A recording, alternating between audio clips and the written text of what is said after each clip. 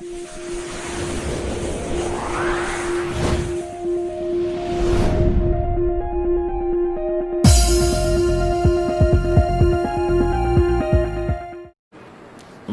पिता सुत पुत्र को कहते हैं। स्त्री जैसे कोई बालक हैं 15, 16, 10 वर्ष के, वो माता पिता के अधीन होते हैं। और बच्चे का समझ में आ गई और माता पिता मना करते हैं तो उनके अधीन है वो। और बच्चे जवान हो गए, बूढ़ा बुढ़िया अगर समझ में आ गई, फिर वो बालक बाधा करेंगे, वो रोकते टोकते हैं, तीसरा दिन चल पड़ते हो, किराया कितने डावा फलाना है, यानी कुछ ना कुछ बाधा कर सकते हैं।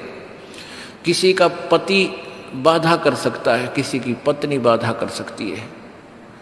जब भक्ति की तरफ अग्रसर होता है या सत्संग में आने की तैयारी करता है, या फिर आलस बंधुकान, आलस माने आप ढीले गोडे छोड़ दे, फिर देखांगे इबका नहीं जाता, सर्दी घनी है, गर्मी घनी है, और या बंधुकान लोक लाज, इनके कारण ये है भक्ति में बाधक। अब क्या बताते हैं परमात्मा, मात पिता सुत स्त्री आलस बंधुकान, संत दर्शकों जब चले ये अटकावे आण, इनका अटकाया अटके नहीं, और संत दर्शकों जाए कह कबीर सो संत है आवागमन नसावे। इनका अटकाया अटके नहीं, और संत दर्शकों जाए यानी सत्संग में अवश्य जावे, कह कबीर सो संत है आवागमन नसाए, उसका कल्याण होगा। आज मीराबाई जी का कितनी श्रद्धा और आदर के साथ नाम लिया जाता है, और यदि वो उसी तरह की क्रियाएं करती जो उस समय की बहन बेटियां लोक लाज में फंसका अपना जीवन बर्बाद करगी, आज वो कुतिया बनी हांड है।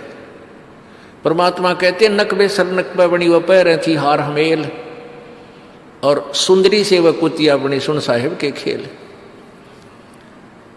बीबी पड़दा रहे थी डोडी लगे थी बार, अब गातु गाड़े फिरती है बन कुतिया बाजार।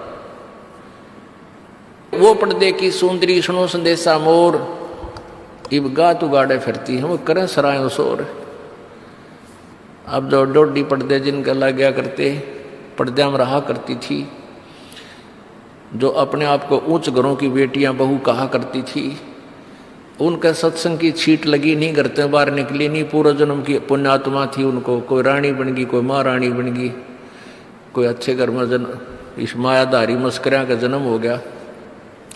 और वो भगवान से दूर रहने के कारण फिर अगले जन्म में कुतिया की योनि पाती है। तब तो पर्दों में रहती थी, उंगली भी ना दिखने देती, किसी बाहर कहीं हमारी बेइज्जती ना हो जा, मेरी पत्नी जो है सत्संग में चलेगी तो इज्जत का नाश हो जाएगा, और वह इज्जत फिर उगाड़ी अंड है कुतिया बनकर। कहते नकबे सर नकबे बनी पैर थी हार हमेल, 1-1 लाख के गहने पहरा करती, आज वो सुंदरी से कुतिया बनी देख साहिब के खेल। तो पुण्यात्मा ये इन बातों से डर लगना चाहिए। इन बातों से डर लगने लगेगा, मालिक में रुचि बनेगी और भजन करने को दिल करेगा। और ये लोग दिखावा जो ड्रामा है, नाचा कूदी, ये बकवाद मन में आवे को नहीं, ये कहने की आवश्यकता नहीं पड़े। दास ने कैसा मत करियो, हाँ कहना तो पड़ता है एक बार बालक को, कुछ दिनों के बाद फिर आपकी रुचि ना बढ़े। इतना तो इस दास को विश्वास हो गया है कि परमात्मा के बच्चे भगवान को पहचानने लग गए, क्योंकि अब शिक्षित समाज है। आपको नाम दिया जाता है, नाम देने से पहले सब नियमों से परिचित कराया जाता है। और हमने ये पुस्तक बनाई है भक्ति सौदागर को संदेश, इसके प्रथम अध्याय में ही हमने नियमों का पूरा विस्तार से विवरण दिया है कि कोई भी पुण्यात्मा इस आश्रम की तरफ आएगा तो पहले तैयार होकर आवे। पहले क्या होता था कि भक्तजन समझाते थे नाम ले लो तुम्हारा कल्याण हो जाएगा, बड़े सुख होते हैं, यहाँ आ जाते थे उपदेश लेने, और यहाँ आकर के यहाँ पर उनको लिस्ट दिखाते थे ये नियम निभाने हैं, तो बात जाते थे कि नहीं हमारा भी ये नियम नहीं नंबर, क्योंकि वो उल्टे रंग में रंगे हुए वो सारे। तो अब उनको पहले ये लिख कर दे दिया कि तुम तैयार होकर आ जाना, तुम्हारा मन मानने तो आना, क्योंकि कल्याण होगा इस मर्यादा में रहने से। तो अब ये दास देख रहा है कि अब कितना डर लगता है बहन बेटी भाइयों को, बच्चों को, अब वो कहीं, क्योंकि समाज हमारा जो है सारा का सारा समाज काल प्रेरित है, उन्हीं क्रियाओं को कर रहा है जो ना करने वाली होती हैं। और हमारा भक्त एक घर में एक व्यक्ति ने नाम ले लिया और 5-6 व्यक्ति वो सारे शास्त्र विरुद्ध साधक हैं, तो उनके साथ संघर्ष बनता है बेचारे का जा करके। फिर भी वो इतना दृढ़ है, डरता है, आकर पूछता है जी मेरे पे ऐसी गलती होगी, मेरा नाम तो खंडनी हो गया, आगे से नहीं करूँगा। तो कहने का भाव ये है कि पहचानने लग गए तुम परमात्मा को और संघर्ष करना सीख गए, आप सफल होगे, देख लेना एक दिन। ये नाखून पालिश लगाते हैं, ओठों पर इसी बूंदी शकल बना लेते हैं, लाल वो लगा कर लिपस्टिक, इतना बेहुदी शकल बन जाती है। कहते हैं अब ऐसी मर्यादा बन गई, बहन बेटियां कहते हैं कि हम ऑफिस में जाते हैं तो ये लिपस्टिक वगैरह नहीं लगाते, नेल पेंट नहीं लगाते, तो क्या कहते हैं उस दूसरे कि तुम्हारे घर में कोई मर गया क्या? अरे थारा गजब भैया, ये बकवाद करने तो सारे जी जाओगे तुम, अकल खत्म होगी। यानी एक मर्यादा बन गई, जो ऐसे उल्टे काम ना करे उसने हे समझन लागे। निरंजन धन तेरा दरबार जहां तनिक नहीं न्याय विचार, सारे उल्टे काम में राजी रहे। लेकिन हमारी बेटियां अब संघर्ष करती हैं कि हाँ उनको ज्ञान हो गया, वो तो बालक हैं, कुछ भी कह सकती हैं। तो अब हम सबको बताते हैं ये ऐसा नहीं करना, क्योंकि पहले हमारा ज्ञान गांव में ज़्यादा चला था। इस दास ने गांव गांव में जाकर प्रचार किया, तो वहाँ तो ये था को ना लिपस्टिक का फंड था, ना कोई नाखून पालिश लाया करती, मेहंदी मुंदी ला लेती, त्योहार हो वो भी मना कर दिया हमने, समझा दिया कि इसका कोई फायदा नहीं है, अपना भक्ति करो। तो वो तो सब एक साधारण सी बात ही छोड़ छाड़ दी।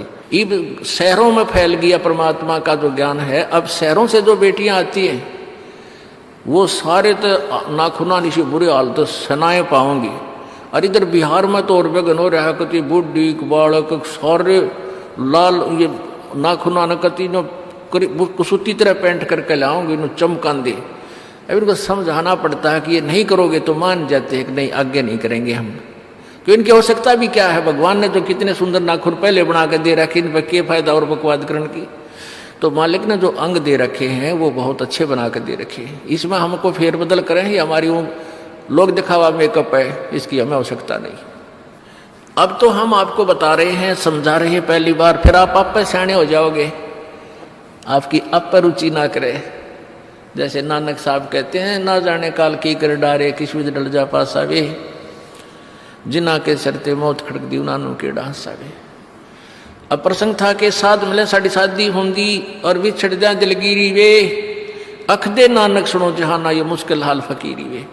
तो नानक साहब क्या बताते थे कि तुम जाते हो यहाँ से सत्संग सुनकर और वहाँ आप ऐसे समाज में जाते हो जो सब काल प्रेरित होकर के वो साधनाएं, वो क्रियाएं, वो ड्रामाबाजी करता है, जिससे मुझे डर लगा रहता है कि कहीं आपकी क्रियाएं भंग ना हो जाएं और आप काल के मुंह में चले जाओ।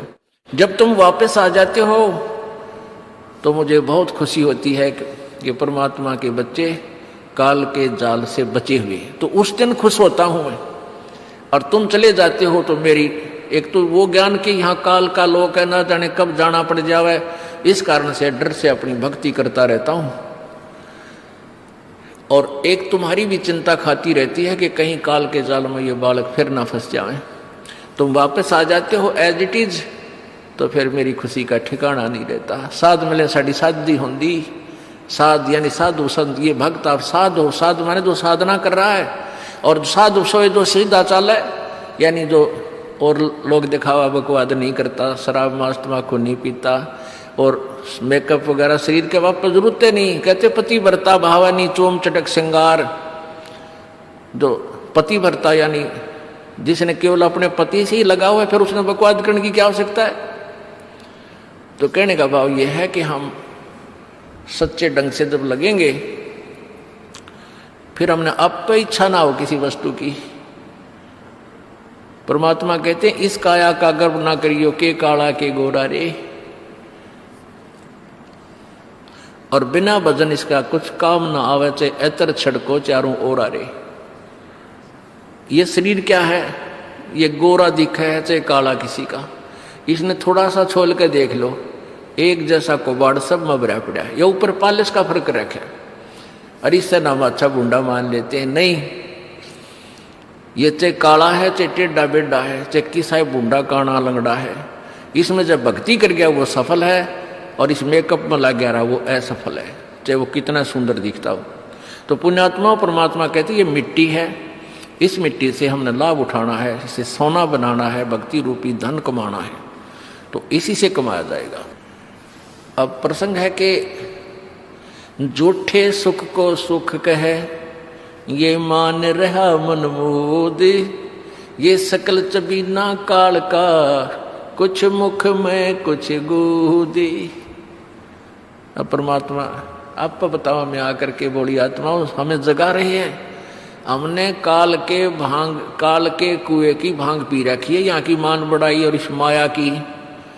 कबीर परमात्मा कहते हैं, कबीर ये माया अटपटी या त्रिगुणमयी माया, ब्रह्मा विष्णु महेश के द्वारा जो हमारे अंदर प्रेरणा कर रखी है, त्रिगुणमयी माया के विषय बता रहे हैं। कबीर ये माया अटपटी, सब घट आण अड़ी, किस किस को समझाऊं ये तो कुएं भांग पड़ी। अब किस किस ने समझावा, सब एक तरह की भांग पी के एक जैसे विचार, एक जैसे बोल, एक जैसा ज्ञान इन्होंने ग्रहण किया हुआ है, और ये दास सच्चा ज्ञान सुनाता है, इसका विरोध करते हैं, इसको जल्दी समझ नहीं पाते, क्योंकि इनको इस माया रूपी और अज्ञान रूपी भांग का नशा हो रहा है। तो परमात्मा कहते हैं, कबीर ये माया अटपटी, सब घट आण अड़ी, और किस किस न समझाऊं या तो कुएं भांग पड़ी, यानी सब ने एक जैसा ही ज्ञान ग्रहण कर रखा है, सबके एक जैसे विचार हैं। अब झूठा सुख कौन सा है? इन कार कोठियों को हम अपना मानते हैं, संतान संपत्ति को अपना मानते हैं। इसका उदाहरण आपको दे दिया। परमात्मा कहते हैं, राम नाम कड़ुआ लगे और मीठे लागे दाम, दुविधा में दोनों गए भाई, माया मिली ना राम। माया तो मिले को नहीं, यानी मान लीजिए आपके पास अरबों संपत्ति अरबों हो भी गई, तो वह तेरी नहीं। आपको 2-4 रोटी सुबह, 4 रोटी शाम में, और एक वर्ष में गणे 4 कपड़े कुर्ते पजामे बहुत, एक वर्ष में खत्म। आप पाटे को नहीं, ऐसा काम रह रहा आजकल। और 2 जोड़ी चप्पल जूते, और एक खाट का स्थान, एक चारपाई आ जा, गणित 2 आ जा, जितने एक परिवार एक व्यक्ति को एक चारपाई। कहने का भाव यह कि ऐसा सीमित सा मकान, इतने की आवश्यकता आपको है, और बाकी पैसा आपके पास उसने के सिर में मारोगे, क्या करोगे उसका? अब या तो कि तो बकवादा में लावेगा, कि तो शराब पीवेगा, कि तो और कोठी खरीद कर गिर देगा, उस पर कोई कब्जा कर लेगा, फिर लट्ठा मुकदमे होंगे, या कोई ले लेगा रिश्तेदार या कोई मित्र बन कर फिर दे को ना, फिर खेचा तानी रात ने नींद आओ ना, वह रखेगी बेगन में पात्रे, वो माया तने जीर्ण नहीं दे। और माया तो परमात्मा कहते हैं इस जीव की सबसे बड़ी शत्रु है, जो भगवान से दूर करे। अभी झूठे सुख को सुख मान लिया, कार कोठी होगी, बढ़िया व्यापार बिजनेस या कोई नौकरी होगी, तो भगवान से 100 कोस दूर है वो प्राणी। कोई एक आध पुण्यात्मा इसे प्रेरणा होकर आ जाता, वो तो फॉर एग्जाम्पल होते हैं। तो परमात्मा कहते हैं इसे सुख का आग लगे जो भगवान से दूर करे।